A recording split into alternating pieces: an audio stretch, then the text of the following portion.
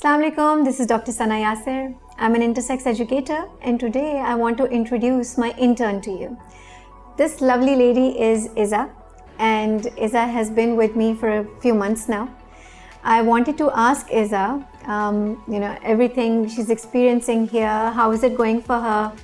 But before that, Izzah, I want to know, this is such a different topic, such a taboo thing to talk about, talking about transgender people and intersex people. Most of the people don't even know intersex people. किसी को फ़र्क भी नहीं पता होता ज़्यादातर. तुम्हें कैसे interest develop किया? How did you, ended up here? Well, I was on a gap year, as I'm sure you know. And I was looking for projects, initiatives to be a part of. Okay. A mutual contact told me that you work with transgender and intersex individuals. Mm-hmm. So I was immediately interested and I got into contact with Dr. Sana over here and we had a meeting.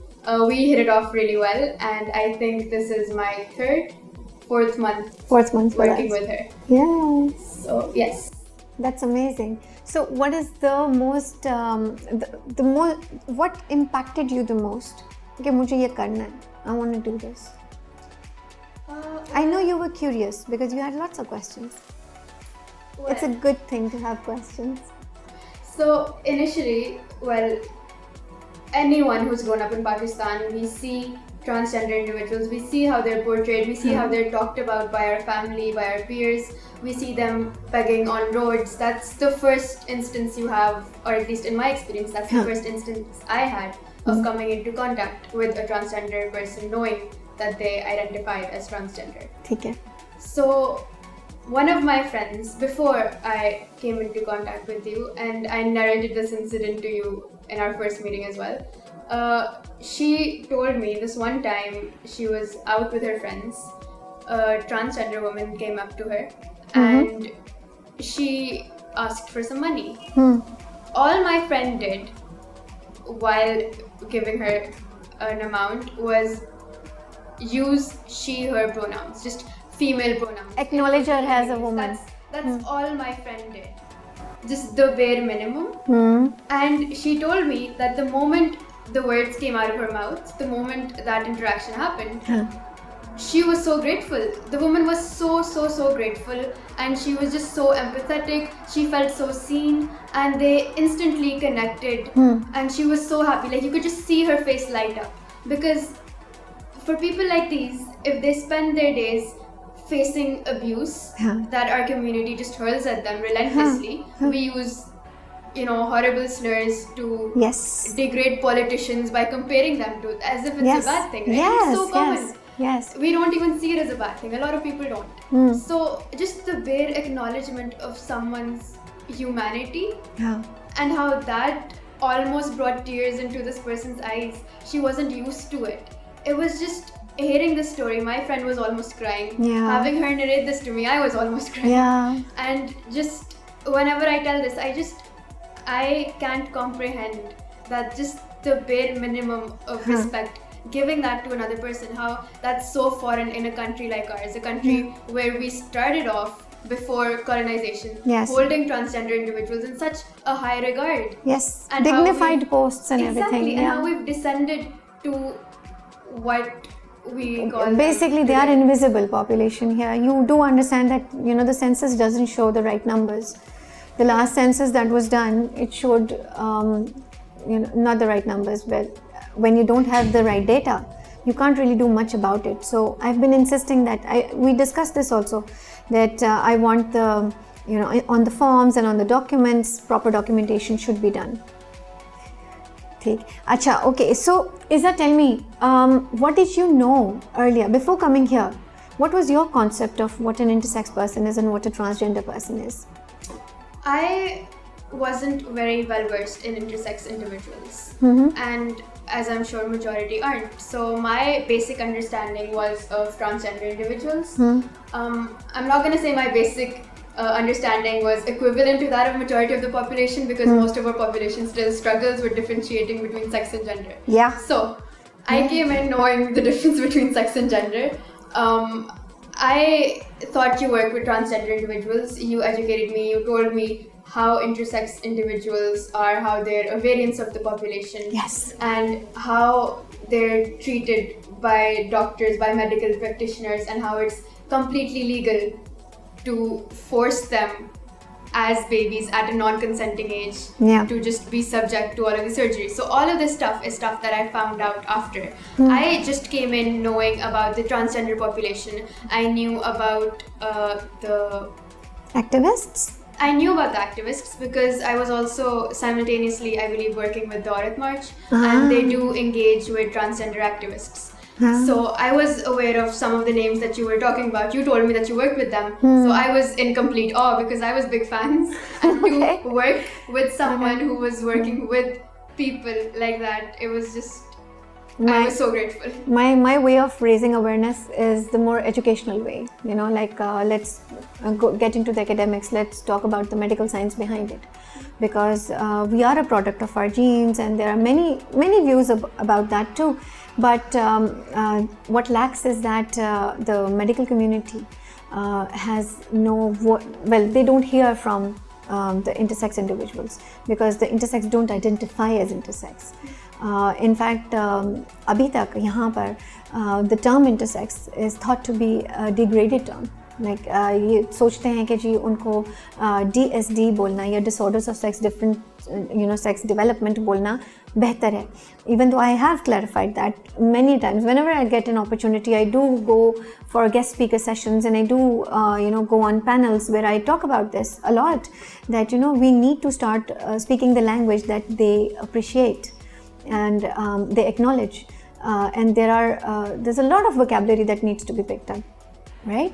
So tell me, give me an example of what you've learned here, like during this whole process. I know I wasn't available all the time, but however much interaction we've had, give me an example of what you've learned, or how would you want to maybe take it forth?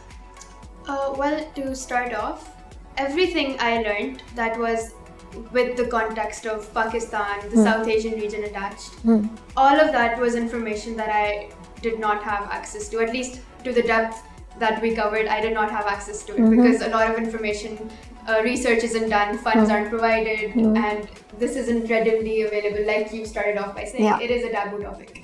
So a lot of that stuff was new. Like I just mentioned, the medical practitioners, the forced surgeries, all of this is stuff that I was exposed to. I had no idea this was going on. Picking from that, whatever you learned here, how do you want to take that forth? What will you do with the learnings that you got from here? Well, as with anyone when they're educated on a topic, I feel like the first and foremost priority that we should have is educating people around us. People within our circle of impact, immediate impact, people who are stuck living in the same house as we are, they can't run away from us. So, just go educate them, engage with them in topics like this. Stuff that they might not initially be willing to talk about, just break down their walls, convince them that this is important. It might not impact you, but it impacts people of your country. So you should care about it, just the bare minimum. So you want to spread the word. Yes, so I would obviously start off with immediate family, close friends. And I feel like that impact, it's far more valuable than say just talking to a group of strangers, because people who you have a prior relationship with, they're more likely to actually... You have better rapport with them. Exactly. So you're far more likely to, change the mindset of someone who already has a rapport with you. Would you say you'll be changing mindsets, or would you say you'll be increasing their knowledge? I feel like they will change their mindsets. Oh, yeah, that's a better way of phrasing it. Yes, a lot of this stuff, like we just said, it's not readily available knowledge. Doctors aren't taught this. We don't talk about stuff like this. So a lot of people don't even know what they're standing against. They're just born taught to stand against. It's how we are conditioned. Exactly. It's how we are conditioned. So when we want to change that, we usually initiate healthy discussions, healthy debates, not arguments. Stay away from arguments. It's not like you're right, they're wrong. It's just a perspective, and we need to respect the model of the world of the other person. So, you might be asked, oh, Izzah, now you know so much. Would you be able to counsel someone? Would you be able to influence someone. Now that is something that is tricky because we're not there to influence anyone.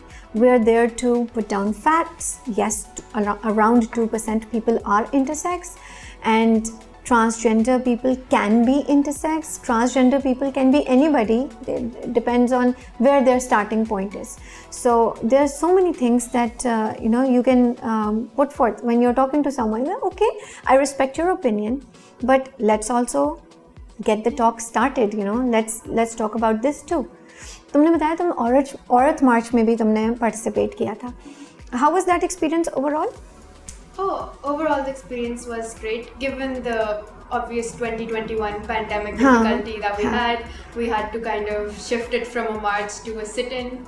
So all of that was done, but overall it was a great experience. I got to work with some really great people. So do you think that more visibility is needed and more acceptance is needed within the women also for trans women? Definitely. We did have a lot of representatives, but even in the first general body meeting that I attended, a big topic was trans inclusion, because agar dharna hota and if there was a COVID spike following that, it would be blamed just on the trans community if they were present there, because a lot of the pre-March COVID spikes were also blamed on people who were, out on the streets because they don't have places to go. It's not their fault. But just it was blamed on them because they were easier to blame, easier to point fingers. Exactly. And even right now, they should have been vaccinated as like a high risk group because they are high risk. They come into contact with so many people. They can't help it.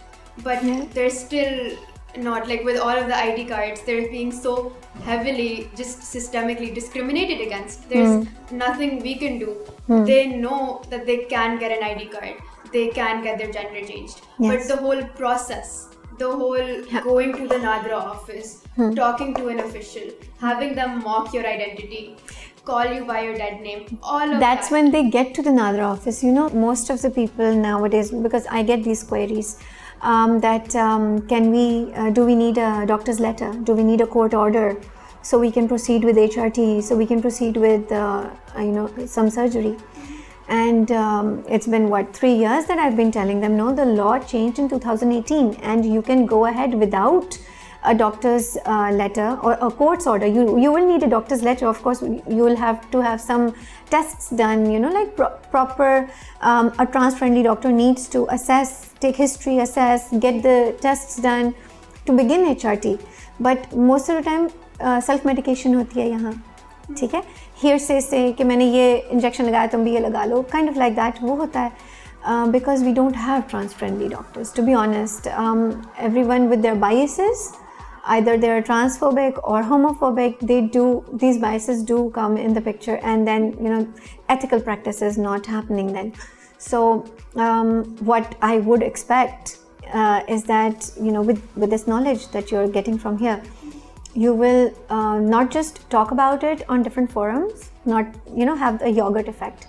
When you talk to 2 people, they talk to another 2 people, and then they talk to more people, and that's how the dahi banate hain hum, yogurt effect. ठीक है? So anything you want to say to people of your generation, younger people, people who are our future? Well, and this is me just addressing cishet people, because from this is genders. This is gender people only. Yes, only cisgender people. Okay.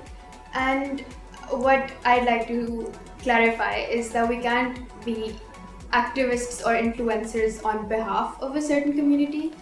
The most we can do, because we shouldn't be taking up space, because it's not our space to take up.